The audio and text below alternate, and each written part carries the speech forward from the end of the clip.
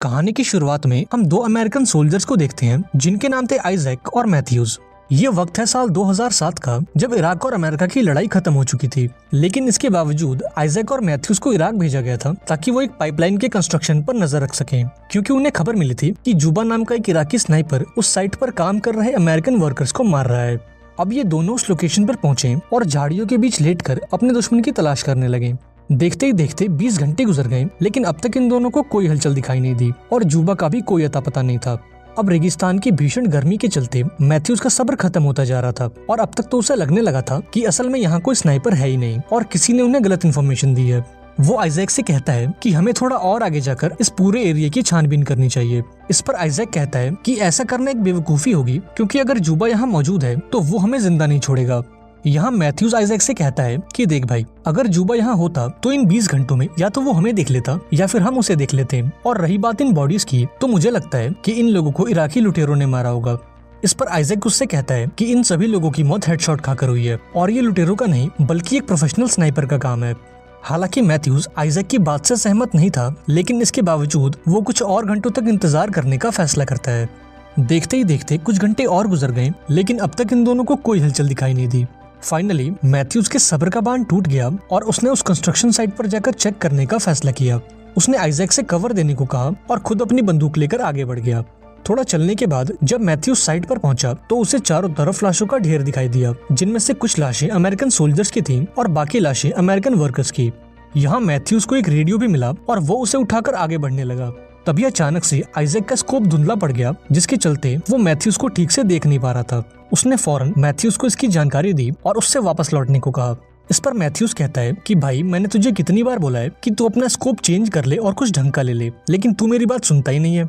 यहाँ आइजैक कहता है कि ये स्कोप हमारे प्यारे दोस्त डीन का है और इसलिए मैं हमेशा इसे अपने पास रखता हूँ। दरअसल डीन इन दोनों का एक पुराना दोस्त था जो युद्ध के दौरान मारा गया था और ये स्कोप डीन की आखिरी निशानी थी। इसके बाद जब मैथ्यूज ने लाशों की जांच की तो वो पूरी तरह से हैरान हो गया, क्योंकि ये सभी लोग परफेक्ट हेडशॉट खाकर मरे थे। अब मैथ्यूज को एहसास होता है कि शायद आइजैक सही कह रहा था और ये काम किसी प्रोफेशनल स्नाइपर का ही है और इतना पक्का निशाना केवल एक आदमी लगा सकता है और वो है जुबा। मैथ्यूज आइजैक को भी इसके बारे में बताता है, जिस पर आइजैक कहता है कि तुम फौरन वहाँ से वापस लौट आओ, वरना तुम्हें भी उन लाशों को कंपनी देनी होगी। यहाँ मैथ्यूज आइजैक की बातों पर ध्यान नहीं देता और साइट के बीचों बीच खड़े होकर ये जानने की कोशिश करता है कि गोलियां किस डायरेक्शन से चलाई गई हैं। आइजैक उसे ऐसा करने से मना करता है, लेकिन अब तक तो काफी देर हो चुकी थी। यहाँ वो स्नाइपर मैथ्यूज के पेट में गोली मार देता है, जिससे मैथ्यूज जमीन पर गिर जाता है। अब ये देखकर आइजैक अपने साथी को बचाने भागता है और उस स्नाइपर की गोलियों से बचने के लिए वो जिगजैग पैटर्न में आगे बढ़ता है, लेकिन अभी वो मैथ्यूज को बचा पाता उससे पहले वो स्नाइपर उसके पैर में गोली मार देता है। अब इसके चलते आइजैक मैथ्यूज को वहीं छोड़ देता है और जैसे तैसे करके एक दीवार के पीछे छुप जाता है। यहाँ मैथ्यूज कहता है कि तुम बेस पर कांटेक्ट करो और फौरन एक बैकअप टीम को यहाँ बुलाओ। इधर आइजैक अपने घाव को देखता है, जहाँ से काफी ज्यादा खून बह रहा था। अब खून को रोकने के लिए वो अपने घाव पर एक पट्टी बांधता है और फौरन अपना रेडियो बाहर निकालता है ताकि वो अपने बेस पर कांटेक्ट कर सके। हालांकि वो ऐसा नहीं कर पाता, क्योंकि उस स्नाइपर की एक गोली सीधा उसके रेडियो पर आकर लगी थी, जिसके चलते उसके रेडियो का एंटीना पूरी तरह से डैमेज हो चुका था। तभी आइजैक मैथ्यूज को देखता है, जो अपनी बंदूक तक पहुंचने की कोशिश कर रहा था। यहाँ आइजैक उससे कहता है कि तुम हिलना डुलना बंद करो, क्योंकि अगर स्नाइपर ने तुम्हें जिंदा देख लिया तो वो तुम पर एक और गोली चला देगा। हालांकि मैथ्यूज अब भी उसकी बात नहीं मानता और उस बंदूक तक पहुंचने की कोशिश करता है, लेकिन इस दौरान वो दर्द के मारे बेहोश हो जाता है। अब यहाँ आइजैक को एहसास होता है कि वो दोनों कितनी बुरी तरह से फंस चुके हैं और फिलहाल वो खुद को बचाने के लिए कुछ नहीं कर सकते। यहाँ आइजैक ने खुद को शांत किया और इस मौके का फायदा उठाकर उसने अपने पैर से गोली निकालने की कोशिश की, लेकिन ये काम इतना दर्दनाक था कि आइजैक दर्द के मारे वहीं बेहोश हो गया। वो कई घंटों तक ऐसे ही बेहोश पड़ा रहा और उसकी आंख तब खुली जब उसने रेडियो पर थोड़ी हलचल सुनी। यहाँ आइजैक को लगा कि शायद यूएस आर्मी उससे कांटेक्ट करने की कोशिश कर रही है और ये देखकर वो काफी खुश हो गया। इसके बाद उसने उन्हें सिचुएशन की पूरी जानकारी दी और एक बैकअप टीम भेजने को कहा। अब जो ऑफिसर आइजैक से फोन पर बात कर रहा था वो उससे कहता है कि इतने बड़े रेगिस्तान में तुम्हें देख पाना इम्पॉसिबल है, इसलिए हम ये चाहते हैं कि तुम अपनी जगह पर खड़े हो जाओ या फिर हवा में फायर करो, ताकि हम तुम्हारी लोकेशन जान सकें और तुम तक मदद पहुंचा सकें। अब ये सुनकर आइजैक थोड़ा परेशान हो जाता है और उसे इस आदमी पर शक होता है, क्योंकि ये सारी चीजें करना प्रोटोकॉल के खिलाफ थी। इसके बाद जब आइजैक ने इस आदमी के एक्सेंट पर फोकस किया तो वो फौरन समझ गया कि ये आदमी कोई अमेरिकन नहीं है, बल्कि वो स्नाइपर है जिसने इन्हें गोली मारी है। उस स्नाइपर ने आइजैक की रेडियो फ्रीक्वेंसी पकड़ ली थी और अब वो इसके मजे ले रहा था। यहाँ आइजैक कहता है कि मैंने तुम्हें पहचान लिया, तुम कोई अमेरिकन नहीं हो बल्कि वो स्नाइपर हो जिसने हमें गोली मारी है। इस पर वो स्नाइपर कहता है कि तुम्हारा अंदाजा बिल्कुल सही है, मैं वही हूँ जिसने यहाँ मौजूद सभी अमेरिकियों को मारा है, और अगर तुम जिंदा रहना चाहते हो तो तुम मुझसे बातें करते रहो। अब पहले तो आइजैक इसके लिए मना कर देता है, लेकिन जब वो स्नाइपर मैथ्यूज को शूट करने की धमकी देता है तो आइजैक उससे बात करने के लिए राजी हो जाता है। वो स्नाइपर आइजैक से कई सवाल करता है और आइजैक को ना चाहकर भी उनके जवाब देने पड़ते हैं।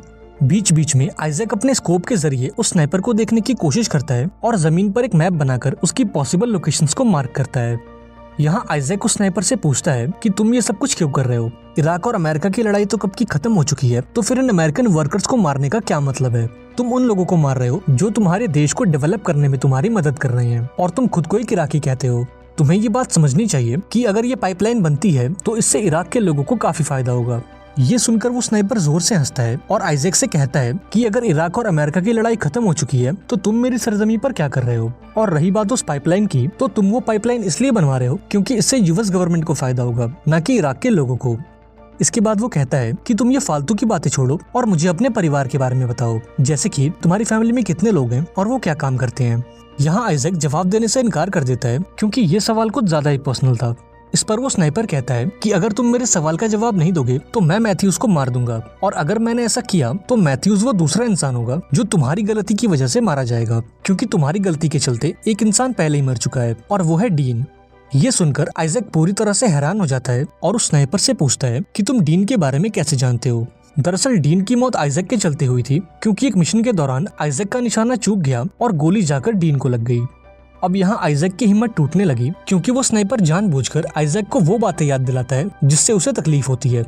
इस दौरान आइजैक को जोर की प्यास लगती है और वो पानी पीने के लिए अपनी बोतल बाहर निकालता है, लेकिन यहाँ उसकी बोतल खाली हो चुकी थी क्योंकि उस स्नाइपर की गोलियों ने उस बोतल को छन्नी कर दिया था।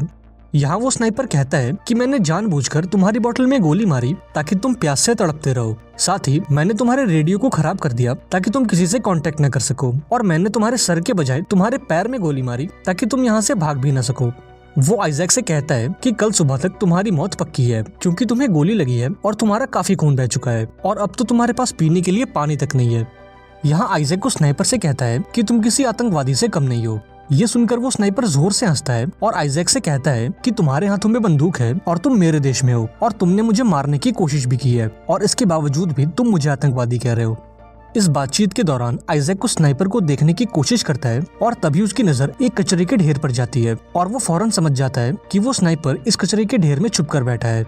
अब यहाँ आइजैक को एहसास होता है कि ये स्नाइपर कितना खतरनाक है, क्योंकि उस कचरे के ढेर में इतनी देर तक छुपे रह पाना कोई बच्चों का खेल नहीं है। यहाँ आइजैक उससे कहता है कि कहीं तुम वो इराकी स्नाइपर जुबा तो नहीं? इस पर वो स्नाइपर कहता है कि नहीं, मैं जुबा नहीं हूँ, मैं तो एक आम इराकी नागरिक हूँ जो अपने देश की रक्षा कर रहा है। इस पर आइजैक कहता है कि मेरे हिसाब से तुमने अपनी स्नाइपर की ट्रेनिंग यूएस आर्मी से ली है, जिसके बाद तुमने उन्हें धोखा दे दिया और उन्हें ही मारने लगे। यहाँ वो स्नाइपर कहता है कि मुझे स्नाइपर की ट्रेनिंग यूएस आर्मी ने नहीं दी है, और मैं सिर्फ उन लोगों को मारता हूँ जो मेरे देश को नुकसान पहुँचाने की कोशिश करते हैं। अब धीरे धीरे आइजैक की हालत बिगड़ने लगती है और वो डिहाइड्रेशन के चलते जमीन पे गिर जाता है। यहाँ वो स्नाइपर कहता है कि अगर तुम मर गए तो मैं तुम्हारी खाल उतार लूंगा और तुम्हारी जबान काटकर तुम्हारे माथे पे चिपका दूंगा। अब थोड़ी देर बाद आइजैक के दिमाग में एक आइडिया आया और उसने एक लकड़ी पर अपना हेलमेट लगाकर उस स्नाइपर को डिस्ट्रैक्ट करने की कोशिश की। इस दौरान वो स्नाइपर की लोकेशन तो नहीं जान पाया, लेकिन उसने अपना हेलमेट जरूर खो दिया। अभी वो निराश होकर बैठा ही था कि तभी उसे पास में पड़ी एक यूएस सोल्जर की बॉडी दिखाई दी। वो अपनी जान पर खेलकर उस बॉडी के पास पहुंचा, इस उम्मीद में कि उसे कुछ काम की चीज मिल सके, लेकिन जब वो वापस आया तो उसने देखा कि उसका स्कोप टूट चुका है और अब वो स्नाइपर को नहीं देख सकता। तभी आइजैक अपने रेडियो पर कुछ आवाजें सुनता है और वो देखता है कि मैथ्यूज अब होश में आ चुका है। वो जोर से चिल्लाकर मैथ्यूज को स्नाइपर की लोकेशन बताता है और यहाँ मैथ्यूज अपने एक छोटे से शीशे में उस स्नाइपर को देखने की कोशिश करता है। इसके बाद आइजैक स्नाइपर को अपनी बातों में उलझाता है और इस दौरान मैथ्यूज धीरे धीरे अपनी बंदूक की तरफ बढ़ता है। यहाँ वो स्नाइपर बताता है कि आज से कई साल पहले वो इराक में एक टीचर हुआ करता था, लेकिन अमेरिका से युद्ध के दौरान उसके सारे स्टूडेंट्स मारे गए और तब से लेकर आज तक वो बदले की आग में जल रहा है। अभी ये बातें चली रही होती हैं कि तभी वहाँ एक छोटा सा तूफान आता है और इस मौके का फायदा उठाकर मैथ्यूज अपनी राइफल को उठा लेता है और जैसे ही तूफान शांत होता है तो वो उस कचरे के ढेर में कई गोलियां मारता है, इस उम्मीद में कि एक गोली उस स्नाइपर को भी लग जाए। लेकिन जब वो अपनी राइफल को रिलोड करता है तो वो स्नाइपर उस पर गोली चला देता है और गोली मैथ्यूज के हाथ पर लगती है। यहाँ आइजैक मैथ्यूज को दीवार के पीछे आने को कहता है, लेकिन अभी वो उस तक पहुंच पाता उससे पहले वो स्नाइपर मैथ्यूज को एक हेडशॉट देकर उसे मौत के घाट उतार देता है।